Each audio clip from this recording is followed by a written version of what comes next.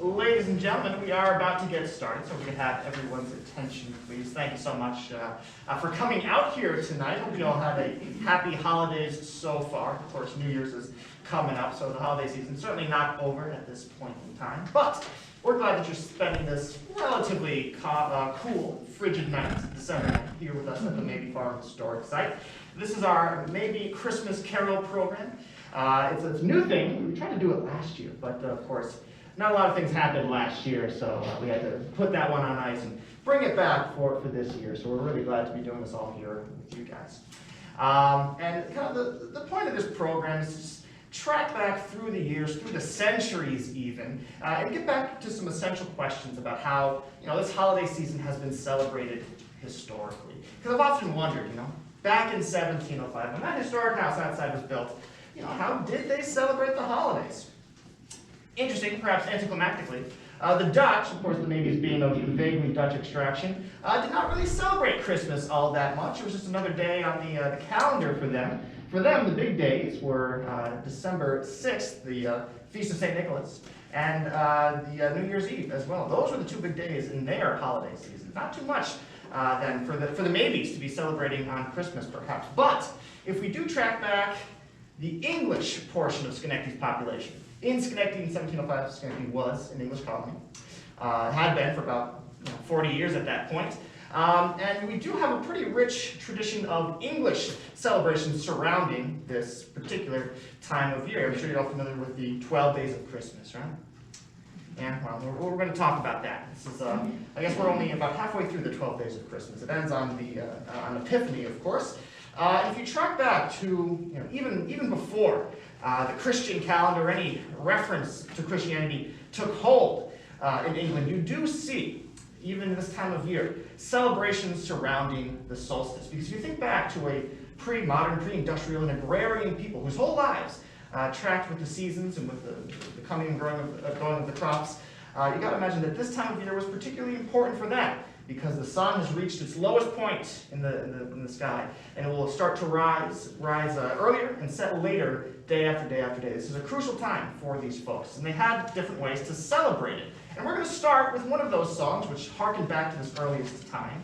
It's going to be the oldest song in our collection here tonight. It was written down for us in the 17th century, but you can tell it traces back to even before the medieval period in England. It's a song that people would sing back when a happy holidays meant that you had enough food stored away to last you through to the springtime. And that was the only thing that they wanted for Christmas or for the holidays or for anything like that.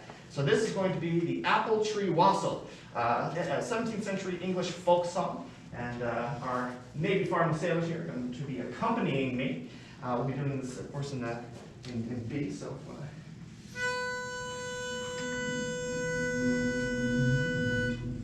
1, 2, 1, 2, 3.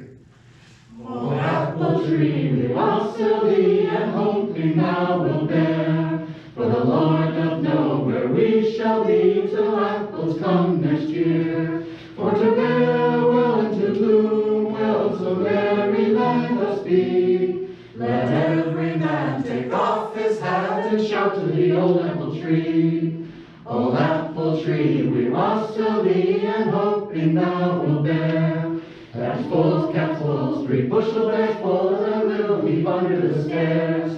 For to bear well and to bloom well, so merry let us be. Let every man take off his hat and shout to the old apple tree.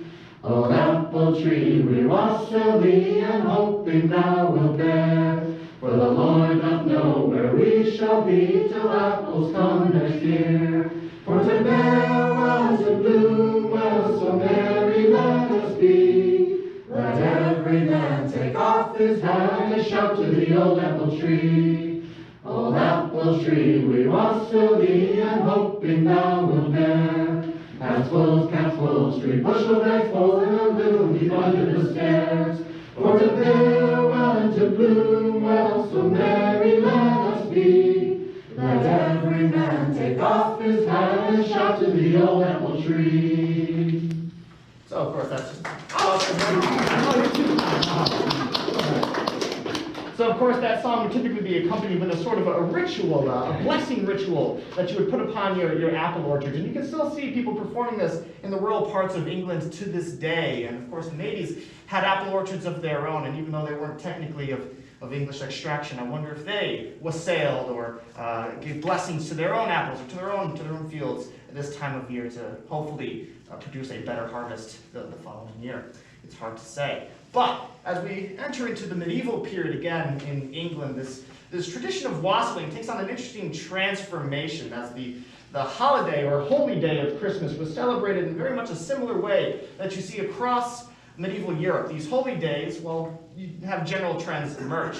The first thing that happens is the rigid, feudal, hierarchical order of kings, lords, and peasants on the bottom kind of gets relaxed for a period of time. Don't get carried away, folks, because you're going to be a peasant at the end of the holiday. But for today, it's fine. So typically you would have in small English country towns, they would elect a lord of misrule, and he'd be drawn from the lowest dregs of society for these 12 days, and he would be the ceremonial leader of all the mischief that was going to be happening. Indeed, it might just be a mischievous time of year. Christmas was not known as a family-friendly holiday necessarily. And the tradition of wassailing, which we just kind of encountered as a blessing or a thanksgiving rite for agrarian purposes, takes on a new meaning in the medieval period in which people would gather around the wassail bowl, which you'll get a chance to experience. The wassail became a punch, or a wassail punch, which you're going to experience. It's a rum-based punch. That's the way that we've done it, with a lot of apples, a lot of cranberries, and some oranges, some exotic oranges for you. And people would gather around this. They'd get a little bit joyful, so to speak, and then they would go from house to house, from town to town necessarily, and they would wassail or give greeting to the people at the various households. And basically, what they're doing, it's kind of like trick-or-treating, so to speak. You go, you bang on the door, you make a big old nuisance of yourself, and hopefully they come and they give you stuff. And if they give you enough stuff, eventually you'll go away and you'll stop your horrible singing. That's the theory, of course. Now we're of course going to be singing beautifully, so you're not going to want to stop singing. But nevertheless, this is a version of a pretty popular song nowadays. You might know it. It's from the mid-19th century. This is "Here We Come a Wassailing."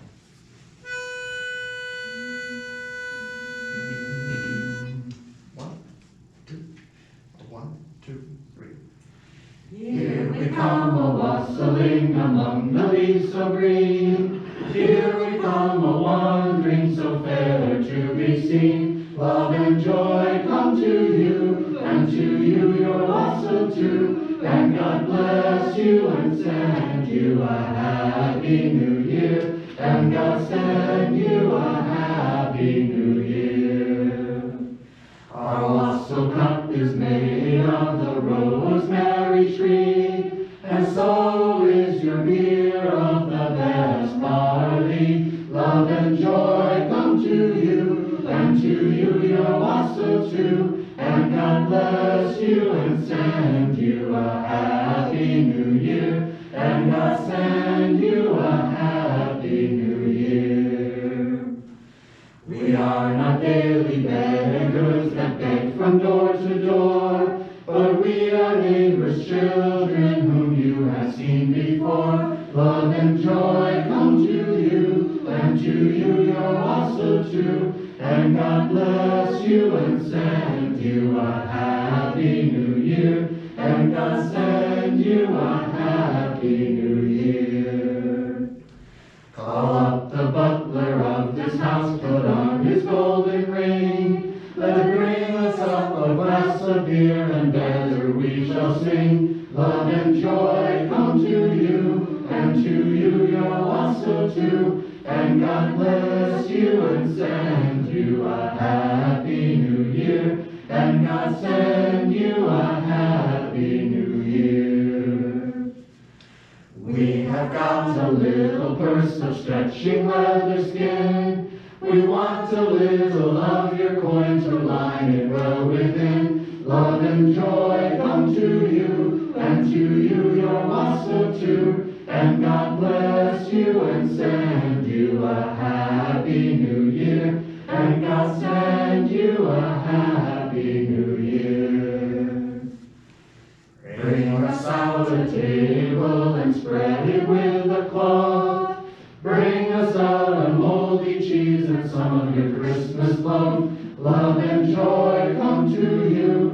and to you your wassels too. And God bless you and send you a happy new year. And God send you a happy new year. God bless the master of this house, likewise the mistress too, and all the little children that round the table go. Love and joy come to you, and to you your wassail too. And God bless you and send you a happy new year. And God send you a happy new year. Good master and good mistress, while you're sitting by the fire, pray think of us poor children who are wandering in the mire. Love and joy come to you, and to you your wassail too. And God bless you and send you a happy new year. And God send you a happy new year.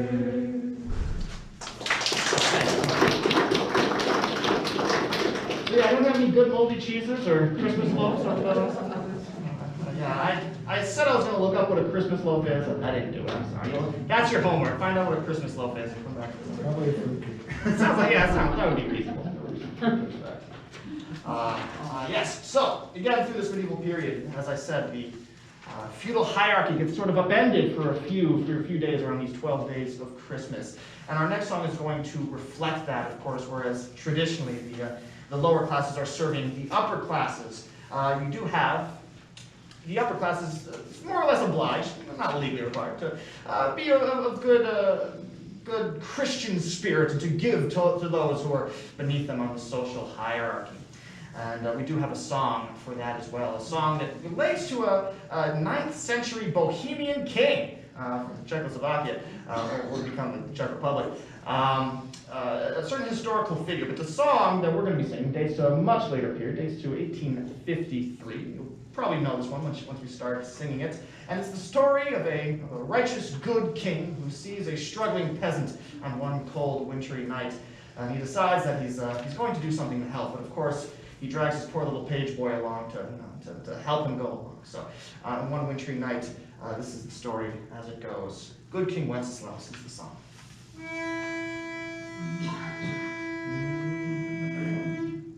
One, two, three.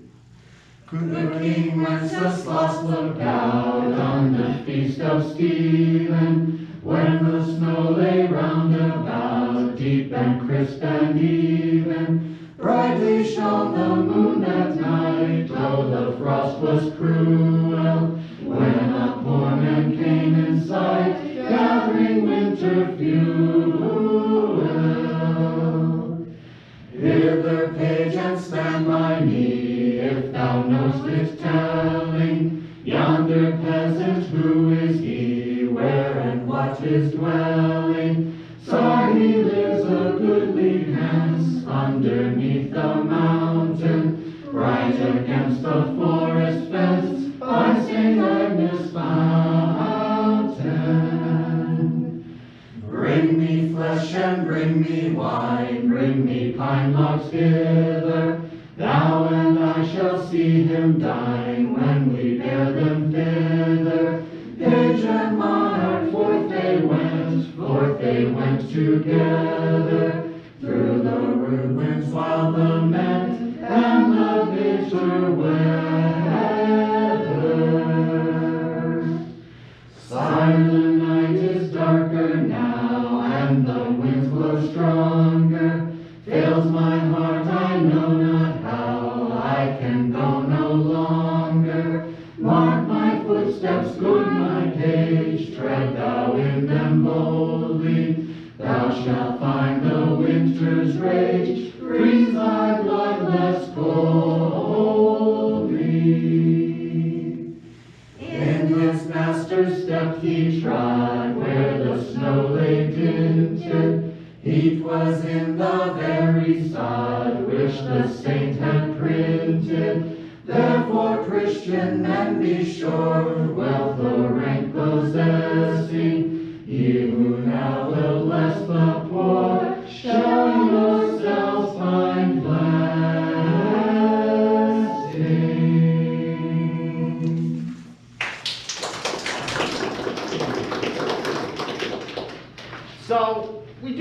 kind of medieval iteration of Christmas. But an interesting thing starts to happen. Well, first in the 17th century, as England is sending various peoples out to colonize North America, you do have a lot of people turning against the idea of Christmas altogether, particularly those puritanical folks, those folks who made their way to New England. Famously, they associated Christmas so heavily with, well, first pagan and then later Catholic traditions, which they were trying to distance themselves from. So much so that they banned Christmas altogether. 1658 to 1681. It was illegal to celebrate Christmas in the colony of Massachusetts. They found you having too much fun on Christmas night. That's 5 shillings they're going to dock you. And even after the law was repealed, these kind of, well, puritanical, for lack of a better term, attitudes towards Christmas start to, well, they continue to, to persist.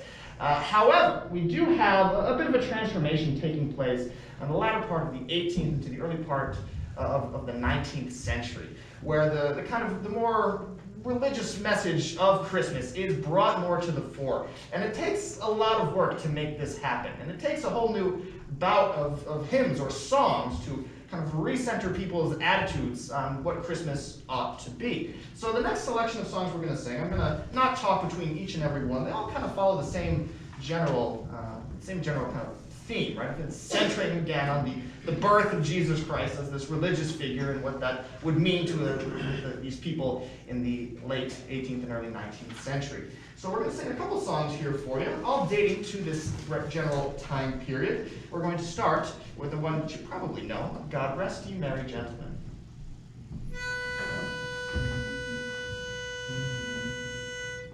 One, two, three.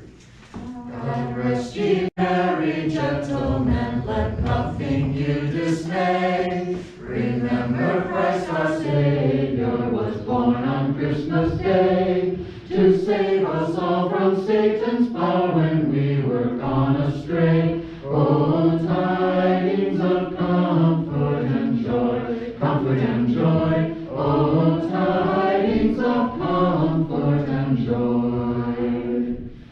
From God that is our Father, the blessed angels came unto some certain shepherds with tidings of the same, that he was born in Bethlehem, the Son of God by name. Oh, tidings of comfort and joy, comfort and joy. Oh, tidings of comfort and joy.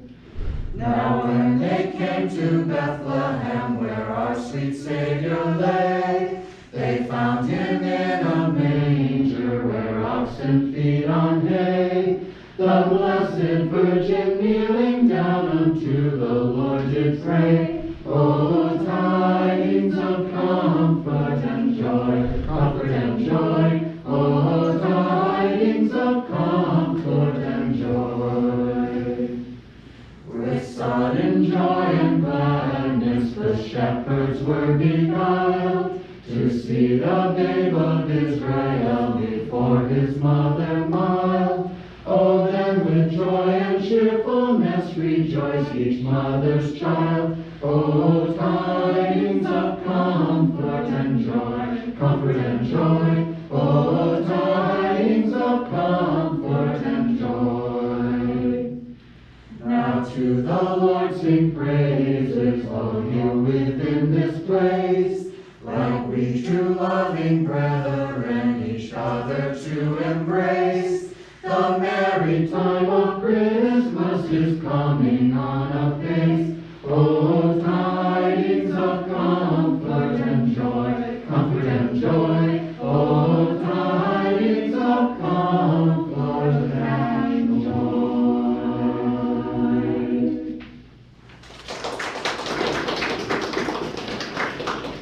Continuing on, again, the same general theme as the next couple songs we'll have. We have Harp, the Heralds, Angels Sing. Oops. There it is. 1, 2, 1, 2, 3. Hark the herald angels sing, glory to the newborn King. Peace on earth and mercy mild, God and sin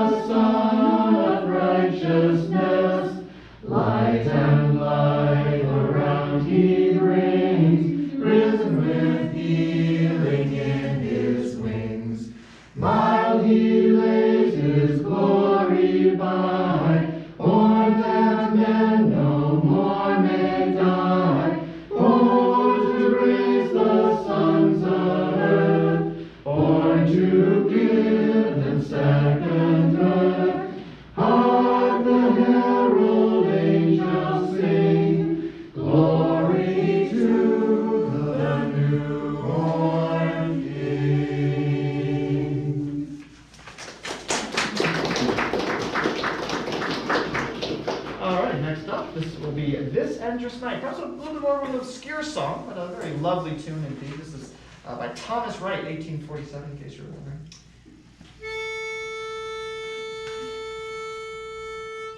One, two, 1, 2, 3. This endless night I saw a sight, a star as bright as day, and there among a maiden song, Lulay, bye-bye, Lulay. This lovely lady sat and sang, and to her child did say, my son, my brother, father dear, why liest thou thus in hay? My sweetest birth is thus required, though I be king array. But nevertheless I will not cease to sing bye-bye, Lulay. The child then spake in his talking, and to his mother did say, yea, I am known as head and king, in crib though I be laid. For angels bright down on me light, thou knowest it is no name, and for that sight thou may delight to sing bye-bye, Lulay. Now, sweet son, since thou art a king, why art thou late installed? Why dost not order thy bedding in some great royal hall? Methinks 'tis right that king or knight should lie in good array, and then among it were no wrong to sing bye-bye, Lulay.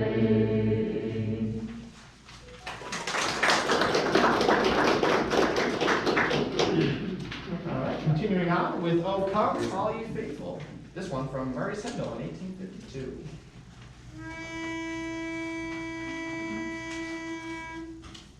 One, two, 1, 2, 3.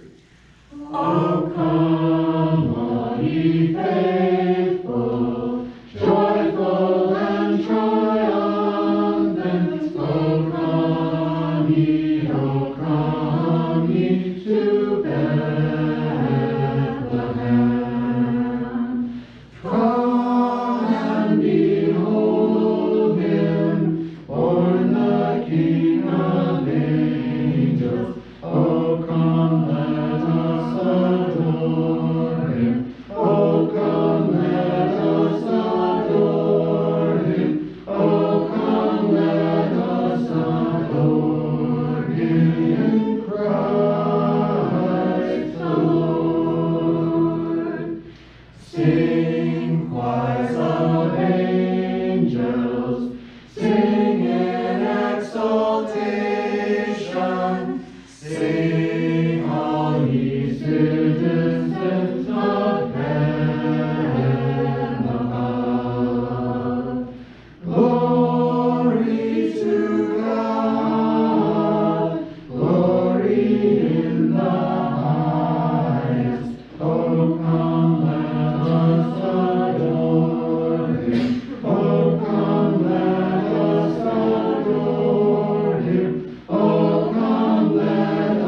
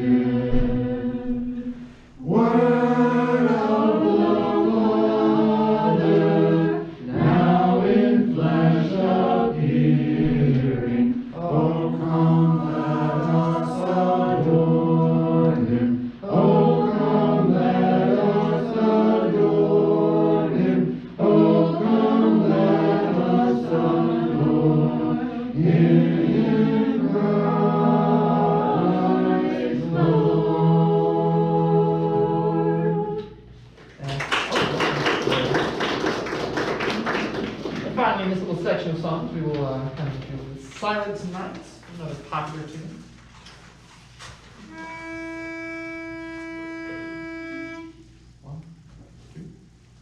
One, two, three.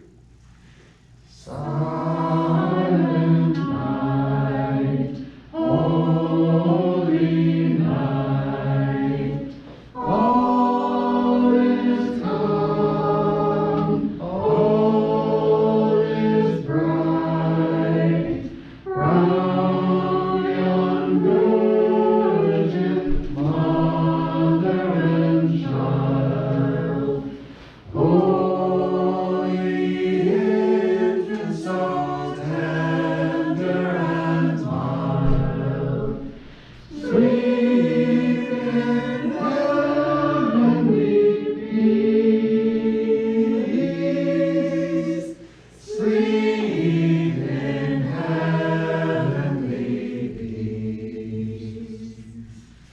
Silent night, holy night, showers gray at the sight, glory stream from heaven afar, heavenly hosts sing hallelujah. Christ our Savior is born. Christ the Savior is born.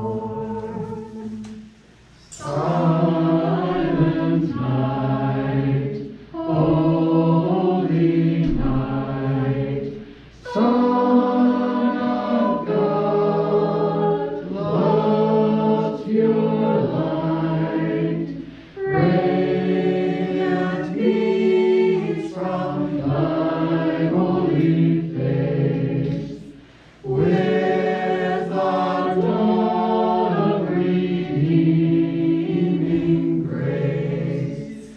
Jesus, born at thy birth, Jesus, born at thy birth.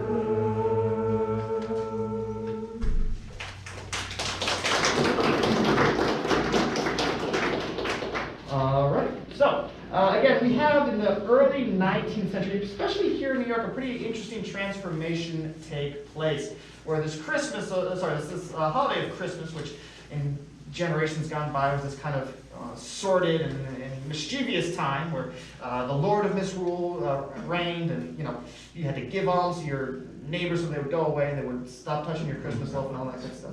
Well, in the early 19th century, we do have a couple of things changing. First of all, an interesting little thing in New York. You have a marriage of old Dutch traditions surrounding the Feast of St. Nick. And this figure of St. Nicholas, or Santa Claus, right? And kind of melding that together with these English celebrations that were happening in the 12 days of Christmas. And a pretty pivotal figure would be an Episcopal minister from down in New York City, a guy named Clement Clark Moore, who took an old Dutch tradition, which he knew from a good friend of his, you may know Washington Irving. He took that figure that Irving had kind of spun a little tale about, and he penned a little poem about it. You probably know this poem. This was in 1843, and this was, well, it was the night before Christmas, or as Moore wrote it, a visit from St. Nicholas. And it's a pretty remarkable thing. Also at this time, we have another pretty popular symbol of Christmas come to this continent, and it comes in two different ways. First, you have waves upon waves of German immigrants coming to the United States in ever larger numbers, bringing with them traditions from their homeland. And one such tradition would be, well, to take an evergreen bough, an evergreen tree, to bring it into the home, and this doesn't sound like a good idea, but to light a whole bunch of candles and stick that on the Christmas tree.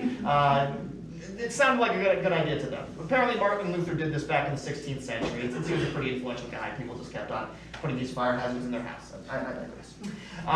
So this Germanic tradition coming to North America for the first time, how exactly did this become popular? Well, one thing we can thank the British royal family for.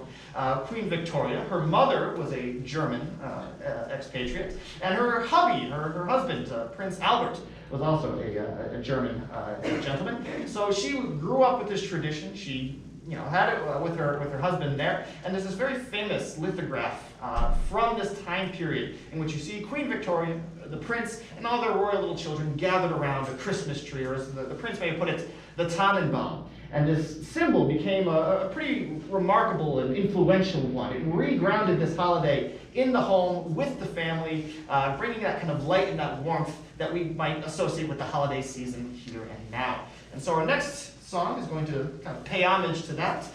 You may know this as "Oh Christmas Tree," but we're going to be just a little bit different today, and we're going to sing "O Tannenbaum."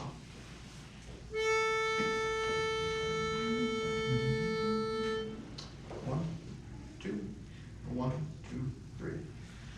O Tannenbaum, how faithfully you blossom. Through summer's heat and winter's chill, your leaves are green and blooming still. O Tannenbaum, how faithfully you blossom. O Tannenbaum, with what delight I see you. When winter's days are dark and drear, you bring us hope for all the year. O Tannenbaum, with what delight I see you. O Tannenbaum,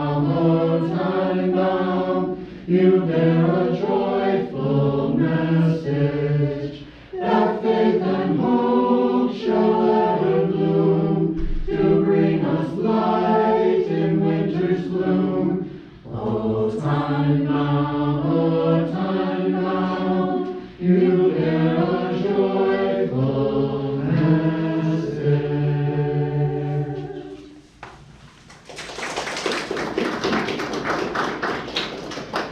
All right, folks, well, at this point in time, we do have one more song here for you. But we're going to invite you all to sing along with this one, because, of course, as the holidays do evolve into this kind of Christmas became first this national and in some ways a commercialized and a secularized holiday in the 20th century.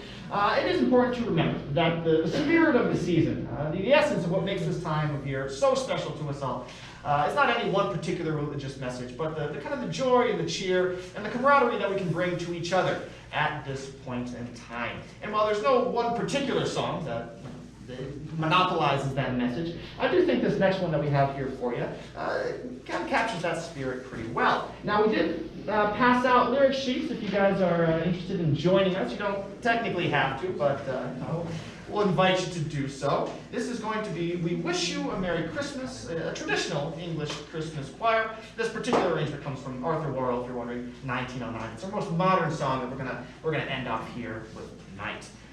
We're not singing in any particular key, so feel free to join in. You'll probably know the words even if you don't have a sheet. But we're gonna sing on 1, 2, 1, 2, 3.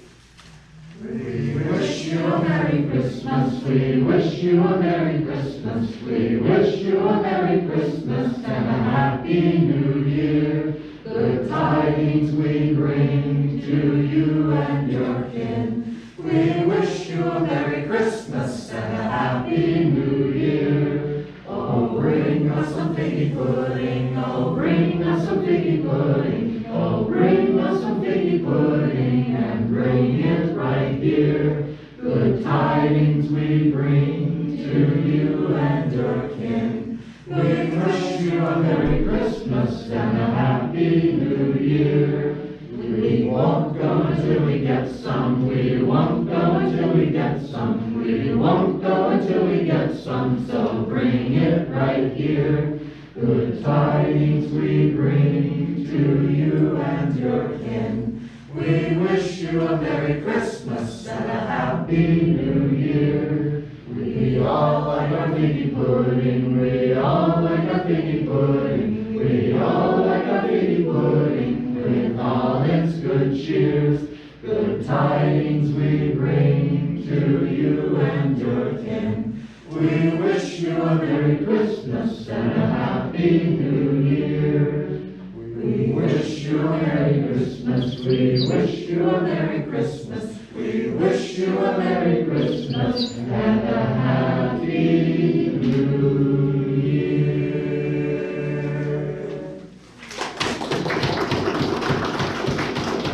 Well, thank you so much for joining us on that last song. I can hear something. I can see some of you want to sing. We're not that time of year. We're not going to hold it against you. So that is the end of the caroling portion of tonight's program. First of all, a big round of applause to our volunteer sailors right here making the car sailors. The only thing they got paid for this performance is the fine wassail that we're about to serve out. So here's how it's going to work, folks. Here's what we're going to be doing. For this next hour or so, we are going to have the historic house open for tours. We're going to have hot drinks on offer right in the kitchen over there. Now here's an important distinction, folks. We do have, hopefully, enough wassail here for everybody, but just the adults get the wassail. This is a rum-based drink. But for all the kids out there, and for anyone who doesn't want to try the wassail, we do have some hot chocolate as well. So you're all welcome to have one cup comes with your ticket purchase price. If we have extra stores left over, we might have to enlist your help in draining it all, but that's okay. So we're going to kind of wrap things up here, and again, direct your attention over that way towards the kitchen where the hot drinks will be served, and out that way where the historic house is. So thank you so much, and enjoy the rest of the program and the rest of your holiday season. Great job,